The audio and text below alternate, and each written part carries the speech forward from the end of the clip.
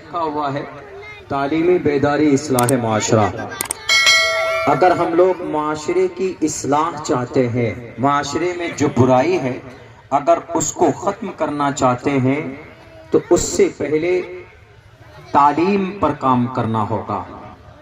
تعلیم پر اگر کام کریں گے، اگر ہمارے سماج کا بچہ تعلیم یافتہ ہوگا، پڑھا لکھا ہوگا، تو پھر معاشرے کی اصلاح ہوتی چلی جائے گی۔ آج جو معاشرے میں بیماری ہے، برائیاں ہیں، وہ کیا کیا ہے؟ عموماً معاشرے کے اندر میں بہت سارے گناہ ہیں، جھوٹ بولتے ہیں، حقوق العباد میں کمی کرتے ہیں، ایک دوسرے کا حق بھی مارتے ہیں، غیبت کرتے ہیں، اور ہمارا جوان بچہ شراب بھی پیتا ہے، کوریکس پیتا ہے تو گویا شراب ہی ہے، وہ نشہ ہے، اور ٹیبلٹ وغیرہ کھاتا ہے، اور نہیں معلوم کون کون سی نشہ آور پدارتھ استعمال کرتا ہے جو ان کی زندگی کے لیے بھی اور شریعت کے نظر میں بھی بہت بڑا گناہ ہے، پاپ ہے، جرم ہے۔ یہ ساری برائیاں ہیں۔ شادی بیاہ کرتے ہیں، اس کے اندر بھی بہت سارے خرافات کرتے ہیں ہم لوگ۔ تو یہ ان تمام چیزوں کی اصلاح بہت آسان ہے جب سماج پڑھا لکھا ہو، جب بچہ پڑھا لکھا ہو۔ ہمارے سماج میں بچوں میں جب تک تعلیم نہیں آئے گی، اس وقت تک ہم معاشرے کی ڈھنگ سے اصلاح نہیں کر سکتے۔ اسی لیے ضروری ہے کہ اپنے بچوں کو تعلیم دیں۔ اور اللہ نے قرآن میں سب سے پہلے اللہ نے قرآن میں جناب محمد رسول اللہ کو جو پیغام دیا ہے وہ تعلیم ہی کا دیا ہے۔ اللہ نے پہلے یہ نہیں کہا محمد رسول اللہ سے کہ اے محمد آپ پہلے نماز پڑھیے، اے محمد آپ پہلے زکوٰۃ دیجئے، اے محمد آپ پہلے حج کیجئے۔ نہیں، پہلے نمبر پر اللہ نے یہ کہا، پہلی وحی آسمان سے زمین پر جو نازل کی گئی ہے، بھیجی گئی ہے، the first revolution, the first wahi that has been sent down to the earth and to the last prophet Muhammad sallallahu alaihi wasallam is اقرأ بسمی۔ اقرأ، قرأ یقرأ کا مطلب عربک ورڈ ہے پڑھنا، پڑھو،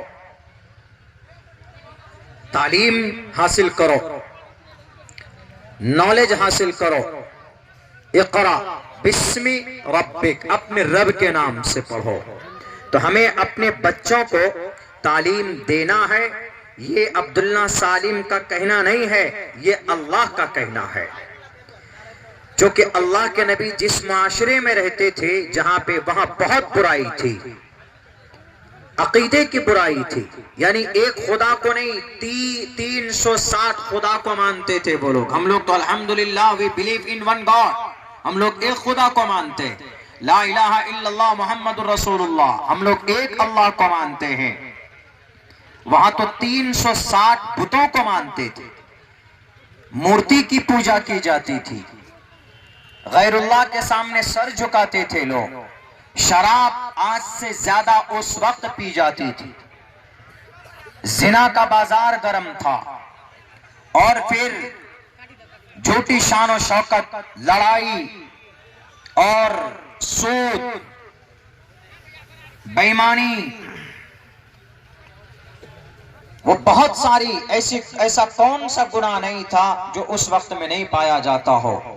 تو اس گناہ کی، ان تمام گناہوں سے معاشرے کو پاک کرنے کے لیے اللہ کے نبی کو کھڑا کیا، اور اللہ کے نبی کو سب سے پہلا جو طریقہ بتایا اللہ نے، یہ کہا کہ پہلے آپ نالج حاصل کیجئے، اور prophet you have to study, you have to educate your child، آپ کو پڑھنا پڑے گا پہلے۔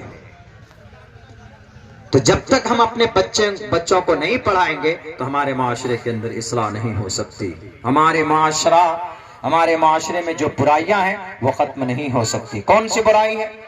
زیادہ تر برائی یہ بھی ہے کہ ہم لوگ کمی کوتاہی کرتے ہیں، لین دین میں کسی کا پیسہ لے لیا نہیں دیتے ہیں، بے ایمانی کرتے ہیں، سود کا کاروبار بہت شباب پر ہے، بندھن لون لے لیتے ہیں،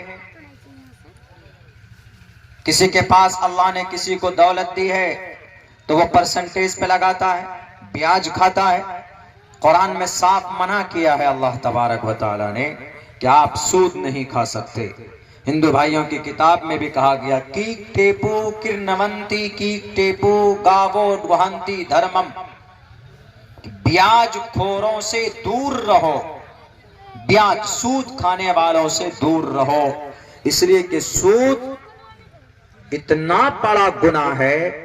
اللہ نے کسی گناہ پر یہ نہیں کہا کہ تم نہیں چھوڑو گے تو میں جنگ کروں گا، لیکن سود کے بارے میں اللہ نے کہا کہ اگر سود نہیں چھوڑو گے تو تیار ہو جاؤ جنگ کے لیے اللہ اور اس کے رسول سے۔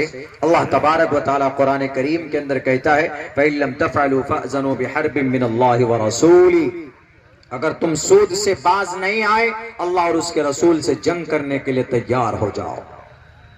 ہمارے معاشرے میں سود پایا جاتا ہے، سود کھانے والے، کھلانے والے، لکھنے والے، گواہ بننے والے، سب پر اللہ کی لعنت ہوتی ہے۔ کوئی چھوٹا موٹا گناہ نہیں ہے، بہت بڑا گناہ ہے۔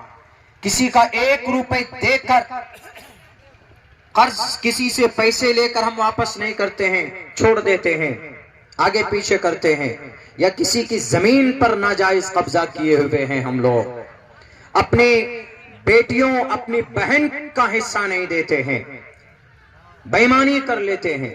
تو آپ کیا سمجھتے ہیں، ہم کیا سمجھتے ہیں کہ ہم ان کا حصہ نہ دے کر کے آئیں ترم خواہ، میں بڑا ہو گیا، میں عقل مند ہو گیا، میں چالاک ہو گیا؟ آپ دنیا کے اندر چالاک بن سکتے ہو، لیکن مرنے کے بعد اللہ تبارک و تعالیٰ تمہاری چالاکی کو تمہارے نظروں کے سامنے رکھے گا اور تمہاری نیکیاں اٹھا اٹھا کر اس کو دی جائیں گی جس کے ساتھ تم نے ناانصافی کی، ظلم کیا۔